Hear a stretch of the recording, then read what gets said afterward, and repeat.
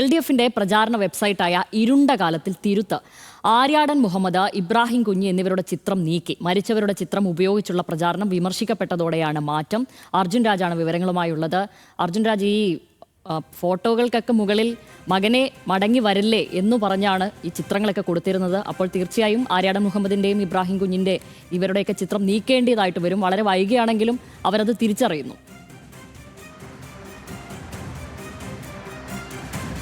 ശ്യാമിലി, അങ്ങനെ തന്നെയാണ്. വലിയ വിമർശനം ഈ ഇരുണ്ട കാലം വെബ്സൈറ്റിലെ ഈ പ്രചാരണ രീതിയോട് ഉണ്ടായി. അതിൽ ആ പ്രചാരണം വലിയ രീതിയിൽ ചർച്ച ചെയ്യപ്പെടുകയും CPM-ന് അത് ഒരു മേൽക്കോയ്മയൊക്കെ നൽകുമെങ്കിൽ കൂടിയും അതിനകത്ത് ആര്യാടൻ മുഹമ്മദിൻ്റെയും ഇബ്രാഹിം കുഞ്ഞിൻ്റെയും ഫോട്ടോ വെച്ചിരുന്നു. അവരുടെ കാലത്തെ അഴിമതി ചൂണ്ടിക്കാണിച്ചുകൊണ്ടുള്ള ഫോട്ടോകളാണ്. അവരുടെ ഫോട്ടോയും അഴിമതിയും സംബന്ധിച്ചുള്ള വിവരങ്ങളാണ് വെച്ചിരുന്നത്. അത് നേരത്തെ ശ്യാമിലി പറഞ്ഞതുപോലെ തന്നെ ഫോട്ടോയ്ക്ക് മുകളിൽ മകനെ തിരിച്ചു വരല്ലേ എന്ന വാചകം ചേർത്തുകൊണ്ടാണ് എല്ലാവരുടെയും ഫോട്ടോ വെച്ചിരുന്നത്. അതിനൊപ്പം ആര്യാടൻ മുഹമ്മദും ഇബ്രാഹിം കുഞ്ഞും വരുമ്പോൾ സ്വാഭാവികമായും അതിലെ ഒരു രാഷ്ട്രീയമായി ശരിയില്ലായ്മ ചോദ്യം ചെയ്യപ്പെട്ടു. സോഷ്യൽ മീഡിയയിൽ വലിയ രീതിയിലുള്ള വിമർശനം ഇടത് പ്രവർത്തകരിൽ നിന്നടക്കം ഉണ്ടാവുകയും ചെയ്തു. അതിൻ്റെ കൂടി അടിസ്ഥാനത്തിലാണ് ഇപ്പോൾ ആ രണ്ട് പേരുടെയും ചിത്രങ്ങൾ മാറ്റാൻ ഈ CPM തീരുമാനിച്ചിട്ടുള്ളത്. വെബ്സൈറ്റിൽ നിന്ന് ആര്യാടൻ മുഹമ്മദിൻ്റെയും ഇബ്രാഹിം കുഞ്ഞിൻ്റെയും ചിത്രം നീക്കം ചെയ്തിട്ടുണ്ട്. അതേ സമയത്ത്